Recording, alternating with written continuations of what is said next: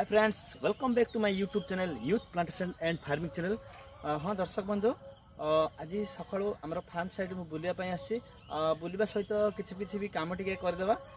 आमर एठारे किसी अमृतभंडा गछ चारा आम पकईलु पोखरी हुड़े से आम अन्न साइड्रे आम पोखरी हुड़े ही आम एठार बाहर करके नहीं लगेगा। आज ता सहित आज सका बहुत वर्षा होती कादुଅ होची।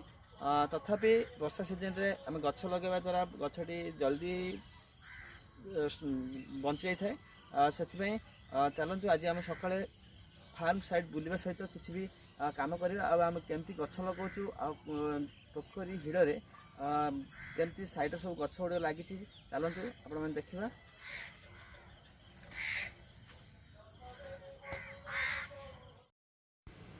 हाँ दर्शक बंधु, चलतु देखा आम एठारू आम कि अमृतभंडा चारा पकईलु और से चारा को आम कौ उपाय बाहर करवा जहाँफल कि गछटी लगैला तार मोर्टालिटी हार कम रहिबो।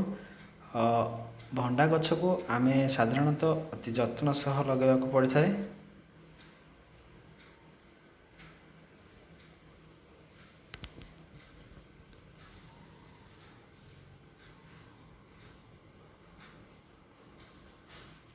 कारण भंडा गछ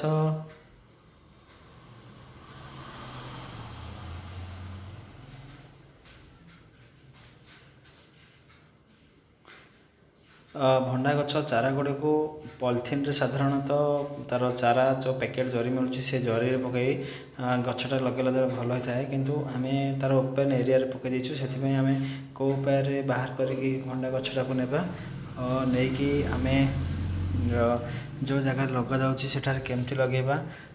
चलतु एठार आम किसी गछ बाहर करने समय आम साधारणतः ध्यान देवा दरकार कौन सी देखुन पदार्थ रे आमे से गछर मूल को आम खोलिबा जहाँ खोलिबा द्वारा खोलिबा समय रे चेर न देखा जिबार अछि, चेर रे तार माटी टिके लागी रहिथिबार अछि जहाँ फल कि गछटी न मरिकी बंची जाई पारिबो। सेथिपई आमके ध्यान देवा दरकार गछटी खोलिया समय रे तार चेर यथेष्ट परिमाण में माटी लगी रही दरकार। जदि बा आम चाराटी को बाहर करने समय किसी कौन सी कारण जो चेरटी देखा जाउछि से गछटी को आम साधारण प्रथम नहीं लगेदेवा। कारण अमृतभंडा गछ बहुत सफ्ट गछ, तार चेर जदि आम ये करने समय सुखी जाए बहुत गुड़ी आम गछ एमती बाहर कर नेबा द्वारा तार चेर जो सुखी जाए से गछटी बंचाटा मुस्किल हो जाए। से आम किसी गछ नहीं बाहर करवा आम सेठारे लगेबा पुणी गछ चारा सरी जापर आउ थे आसिक पुणी नेबा। देखंतु एबे केमती बाहर करुछि।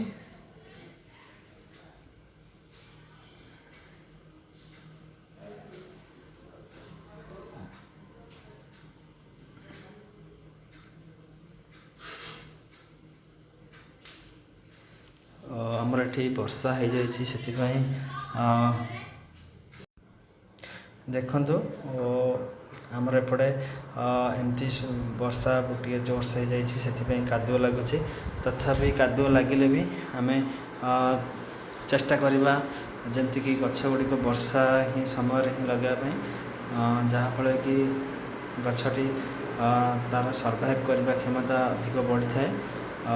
कारण आम गछटी नुआ जगार लगेले आम खोलिकी नहीं बाहर कर लगेचे ना से कि आम जमती खरा पड़े हठात खरा पड़ो ता झाउली जीव गछटी मरीजार चान्सेस थाए। से आम वर्षा समय लगेले गछ गुड़िक अधिक बंची जीवार संभावना थाए।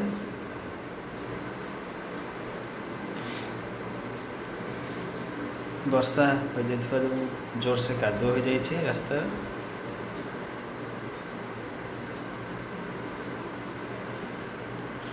देखंतु आम सेठारु बाहर कर आनिथिबा चारा को आम केमती एठारे लगाउछु।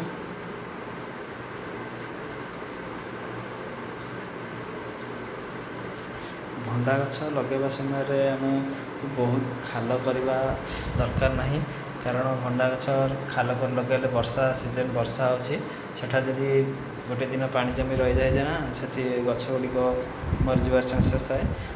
ଚାନ୍ସେସ୍ ନୁହେଁ ତ ଗଛଟି ମରିଯିବ ଭଣ୍ଡା ଗଛ ମୂଳରେ ଯଦି ପାଣି ରୁହେ। ସେଥିପାଇଁ ଆମେ ଟିକେ ଲେବଲ୍ ଜାଗା କରିକି ଗଛଟା ଲଗାଉଛୁ।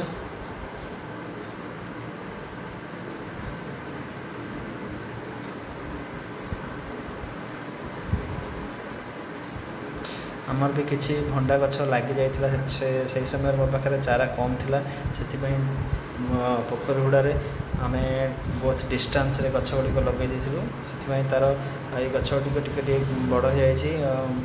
ତା'ର ମଝିରେ ଯେଉଁ ଗ୍ୟାପ୍ ରହିଯାଇଛି ଦୁଇଟି ମଝିରେ, ସେ ଗ୍ୟାପ୍ରେ କିଛି କିଛି ଭଣ୍ଡା ଗଛ ଚାରା ପକାଇଲୁ। ଚାରା ହେବା ପରେ ଆମେ ଲଗାଯାଉଛି ଏବେ।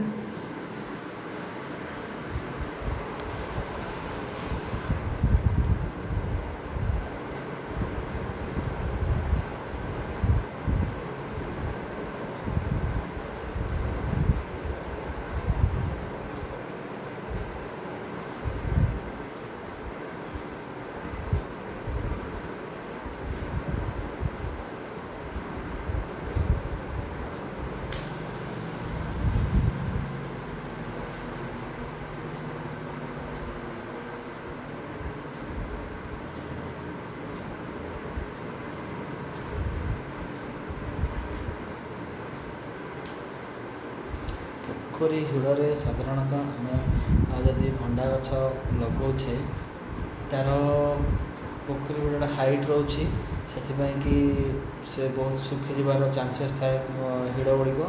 ସେଥିପାଇଁ ଆମେ ଭଣ୍ଡା ଗଛର ତା'ର ତଳ ଭାଗରେ ଆମେ କିଛି ପାଳ ହେଉ କି ଘାସ ଯେକୌଣସି ବି ଜିନିଷ ଆମେ ଯଦି ତା'ର ଗଛର ତା'ର ମୂଳକୁ ଛାଡ଼ି ଗଣ୍ଡିକୁ ଛାଡ଼ି ଜଷ୍ଟ ତା ସାଇଡ଼୍ରେ ଦେଇଦେବା, ତାହେଲେ ମାଟିର ମଏଶ୍ଚର୍ ରହିବ, ଯାହାଫଳରେ କି ମାଟିଟା ଶୁଖିକି ଫାଟିବ ନାହିଁ।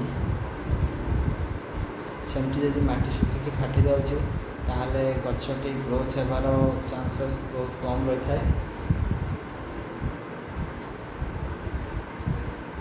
ଦେଖନ୍ତୁ ଆମର ଏ ପୋଖରୀରେ ମୁଁ ଏବେ କିଛି ଗଛ ଲଗାଇ ସାରିଛି। ଲଗାଇ ସାରିବା ପରେ ସେଠାକୁ ଯାଇକି ପାଣି ଆଣୁଛି। ଗଛ ଲଗାଇ ସାରିବା ପରେ ଟିକେ ଟିକେ ତାକୁ ପାଣି ଦେବାକୁ ପଡ଼ୁଛି।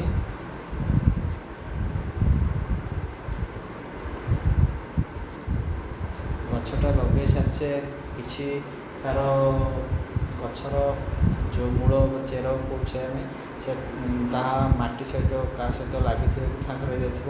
ସେଥିପାଇଁ ଆମେ ପାଣିଟା ଦେବା ଦ୍ୱାରା ସବୁ ତା'ର ମାଟି ଏବଂ ଚେରରେ ଫିଲିଂ ହୋଇ ଭଲ ଭାବେ ରହିଥାଏ।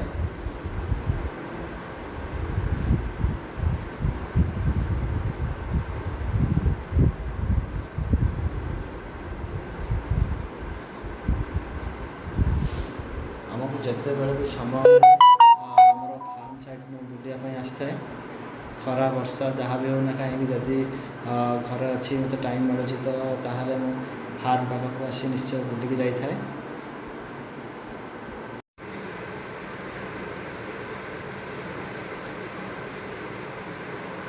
ହଁ ଦର୍ଶକ ବନ୍ଧୁ, ଏବେ ଚାଲନ୍ତୁ ଦେଖିବା ଆମର ପୋଖରୀ ସାଇଡ଼୍ରେ ବି କିଛି କଖାରୁ ଗଛ ଲାଗିଛି। ଆଉ ସେ କଖାରୁ କେମିତି ବହୁତ ସୁନ୍ଦର ଭାବରେ ଫଳିଛି, ଚାଲନ୍ତୁ ଦେଖିବା। ଏହିସବୁ ପୋଖରୀ ହୁଡ଼ାରେ ଏମିତି ସବୁ ଚାଷ କରିବା ଆପଣ ନିଶ୍ଚୟ ଭାବରେ ଆପଣଙ୍କୁ ଭଲ ଲାଗିଥିବ ମୁଁ ଭାବୁଛି। ସେଥିପାଇଁ ଯଦି ଆପଣଙ୍କୁ ଭଲ ଲାଗିଛି ତାହେଲେ ଲାଇକ୍ କରନ୍ତୁ, ସେୟାର କରନ୍ତୁ, ସବସ୍କ୍ରାଇବ୍ କରନ୍ତୁ। ରହୁଛି, ନମସ୍କାର।